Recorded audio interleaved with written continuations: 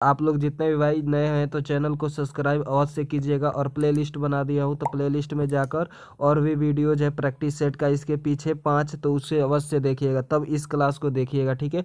तो चलिए पहला क्वेश्चन से स्टार्ट करते हैं, और आप लोग आंसर देने की मेरे साथ कोशिश कीजिएगा और सही आंसर बताइएगा कि इसका आंसर क्या होगा। तो चलिए पहला क्वेश्चन आप लोग पढ़िए और इसका आंसर देने की कोशिश कीजिए। पढ़िए क्या है, पीलिया रोग मानव शरीर के किस अंग से संबंधित है, बताइए जल्दी से। हृदय से है कि अमाशय से कि यकृत से कि छोटी आंत से। आप लोग आंसर देने की कोशिश कीजिए और बताइए इसका सही जवाब क्या होगा, ठीक है। बताइए पीलिया रोग मानव शरीर के किस अंग से संबंधित है, तो इसका आंसर आप लोग बताइएगा कि यकृत से संबंधित है, ठीक है। याद रखिएगा क्या यकृत से संबंधित होता है, जिसको लीवर भी कहते हैं। किस क्या कहते हैं, लीवर कहते हैं, ठीक है, लीवर, ठीक है। आप लोग ये भी मालूम रखिएगा, और पीलिया रोग सीधा लीवर को प्रभावित करता है, ये आप लोग याद रखिएगा, जो कि दिया ही है क्वेश्चन में। और रक्त में बिलोरुबिन की मात्रा बढ़ने से क्या होता है, पीलिया रोग होता है। ये भी आप लोग मेरे बातों को सुनते रहिए, ठीक है, और भी क्वेश्चन क्लियर होते रहेगा। तो चलिए 2 नंबर प्रश्न का पढ़िए और इसका आंसर दीजिए। क्वेश्चन है, विश्व पर्यावरण दिवस कब मनाया जाता है, बताइए। 1 दिसंबर को कि 7 अप्रैल को कि 10 दिसंबर को कि 5 जून को। इसका आंसर आप लोग दीजिए कि क्या होगा, विश्व पर्यावरण दिवस कब मनाया जाता है। तो देखिए इसका आंसर हो जाएगा 5 जून को, ठीक है। याद रखिए क्या 5 जून को मनाया जाता है विश्व पर्यावरण दिवस। 5 जून, 5 जून 1972 ईस्वी को स्टार्ट हुआ था, ठीक है। तो चलिए 2 नंबर हो गया। 3 नंबर प्रश्न को पढ़िए और इसका आंसर बताइए क्या होगा। 3 नंबर, पाचन के पश्चात प्रोटीन किस में परिवर्तित होता है, बताइए। पाचन के दौरान प्रोटीन किस में परिवर्तित होता है, ग्लूकोज में कि सुक्रोज में कि वसा में कि अमीनो एसिड में। इसका आंसर आप लोग देने की कोशिश कीजिए और बताइए कि क्या आंसर होगा इसका। तो देखिए इसका आंसर हो जाएगा option number D, amino acid में परिवर्तित हो जाता है, ठीक है, पाचन के दौरान। तो आप लोग याद रखिएगा ऑप्शन नंबर इसका डी राइट होने वाला है, क्या, अमीनो एसिड। चलिए 5 नंबर, अब 4 नंबर प्रश्न की ओर चलते हैं, और 5 नंबर का आंसर दीजिए और बताइए कि इसका सही आंसर क्या होगा। एलपीजी सिलेंडर में किस गैस का मिश्रण पाया जाता है, बताइए। एलपीजी सिलेंडर में किस गैस का मिश्रण होता है, इसका आंसर बताइए आप लोग। तो इसका डायरेक्ट आप लोग याद रखिएगा ब्यूटेन और प्रोटेन, ठीक है।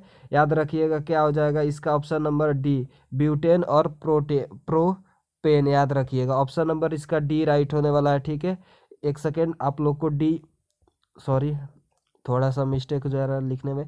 इसका ऑप्शन नंबर क्या हो जाएगा, राइट, डी। आप लोग डायरेक्ट याद रखिएगा क्या, प्रोपेन और ब्यूटेन, ठीक है। याद रखिएगा ऑप्शन नंबर इसका डी राइट होने वाला है। चलिए अगला प्रश्न की ओर चलते हैं। 5 नंबर प्रश्न को देखिए और इसका आंसर देने की कोशिश कीजिए कि क्या होगा। मनुष्य के शरीर में रक्त भार का कितना प्रतिशत होता है, बताइए। 14% की 7% की 1% की 90%।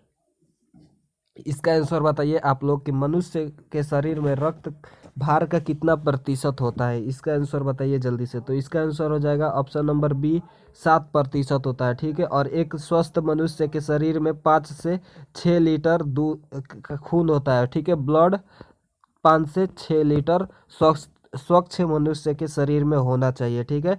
तो आप लोग ये भी याद रखिए क्या, 5 से 6 लीटर, और ये तो आप लोग 7% जान ही गए, ठीक है। चलिए 6 नंबर प्रश्न को पढ़िए और इसका आंसर बताइए क्या है। विद्युत चुम्बकीय तरंगे डैश डैश के रूप में निकलती है, बताइए किसके रूप में निकलती है। इलेक्ट्रॉन के कि अल्ट्रासोनिक की न्यूट्रॉन की एक्सरे किरणें के तरह, बताइए जल्दी से इसका आंसर क्या होगा। तो देखिए विद्युत चुम्बकीय तरंगे एक्सरे किरण की तरह निकलती है, ठीक है।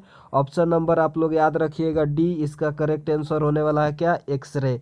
याद रखिए क्या, ऑप्शन नंबर डी, एक्सरे किरणें की तरह निकलती है विद्युत चुम्बकीय तरंगे। चलिए 7 नंबर प्रश्न की ओर चलते हैं और 7 नंबर आंसर बताइए क्या होगा।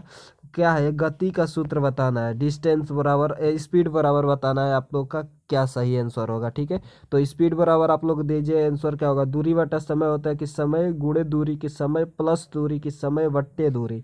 इसका आंसर आप लोग बताइए जल्दी से कि क्या आंसर होगा। तो देखिए दूरी बराबर चाल, यानी कि स्पीड बराबर क्या हो जाएगा, दूरी बट्टे समय। इसका आंसर सही हो जाएगा ऑप्शन नंबर ए। याद रखिए क्या, स्पीड बराबर क्या हो जाएगा, स्पीड बराबर आप लोग का आंसर आप लोग क्या हो जाएगा, दूरी बट्टे में समय, ठीक है, डिस्टेंस बट्टे में टाइम।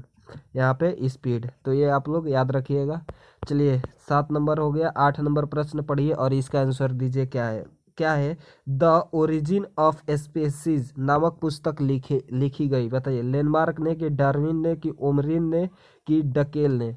बताइए जल्दी से इसका आंसर कि क्या होगा इसका सही आंसर। जल्दी से बताइए इसका सही जवाब क्या होगा। तो इसका आंसर हो जाएगा डार्विन, ठीक है। याद रखिए क्या, चार्ल्स डार्विन ने लिखा था पुस्तक, ठीक है। इसका पूर्ण नाम है चार्ल्स डार्विन, ठीक है।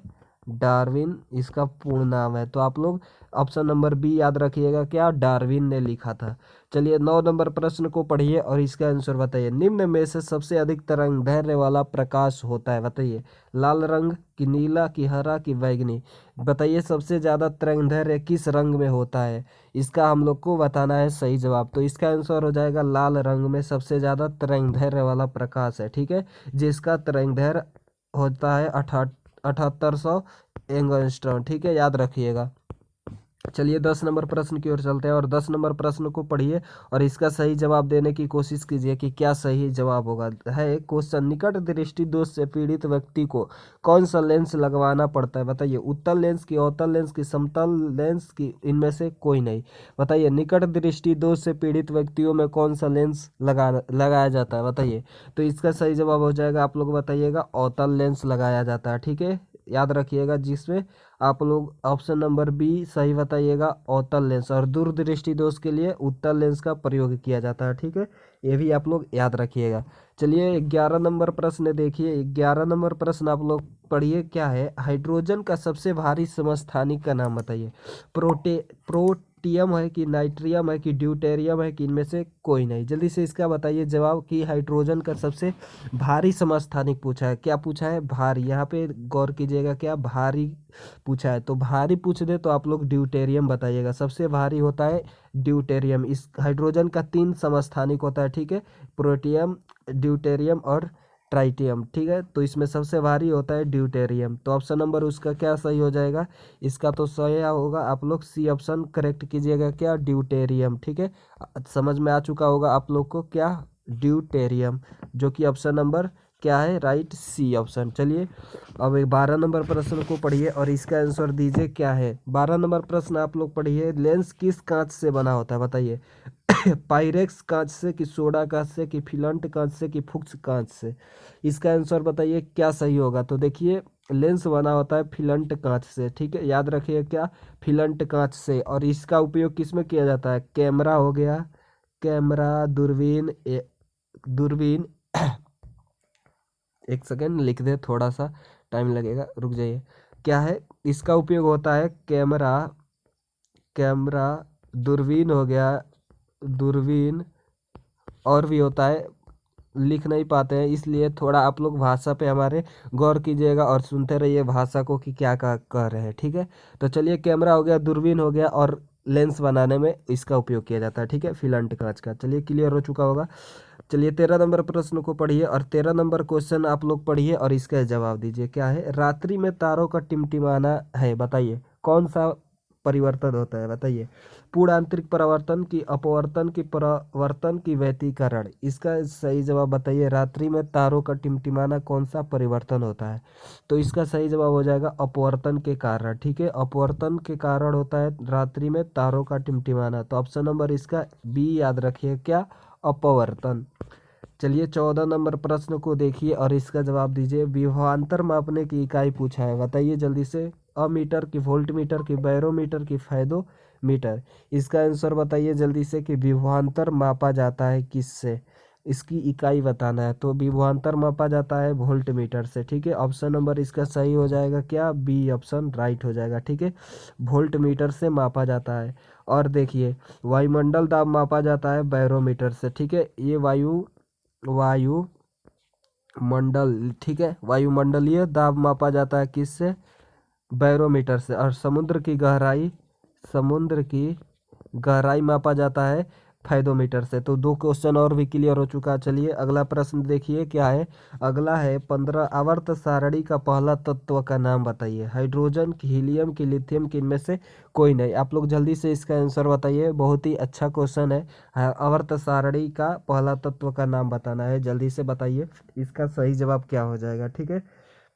दीजिए आप लोग क्या सही आंसर होगा, ठीक है। तो इसका आंसर हो जाएगा हाइड्रोजन, ठीक है, जो कि आवर्त सारणी का पहला तत्व है और इसका संकेत होता है H।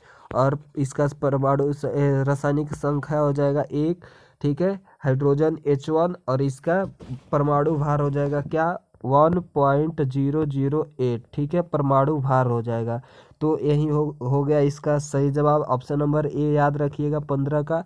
तो आशा करते हैं आप लोग 15 के 15 क्वेश्चन को अच्छा से आप लोग आंसर देते आए होंगे। 15 में आप लोग कितना सही किए हैं इसका जवाब कमेंट में दीजिएगा, ठीक है। और जितने भी भाई चैनल पर नए हैं तो चैनल को सब्सक्राइब जरूर कीजिएगा और दोस्तों में शेयर कीजिए ताकि उनको भी हेल्प मिल सके, ठीक है। और वीडियो अच्छा लगा तो लाइक ज़रूर कीजिएगा। बहुत ही मेहनत लगता है इस तरह का कंटेंट लाने में, आप लोग समझ सकते हैं किस तरह इस तरह का क्वेश्चन यानी कि लेकर आते हैं। तो आप लोग ज़रूर इसको देखिएगा, अंत तक देखते रहिए। और भी प्ले लिस्ट में जाकर वीडियो पड़ा है तो उसको अवश्य देखिएगा, ठीक है। तो मिलते हैं इसी तरह नेक्स्ट प्रैक्टिस सेट के साथ। तब तक के लिए जय हिंद, टेक केयर, बाय बाय।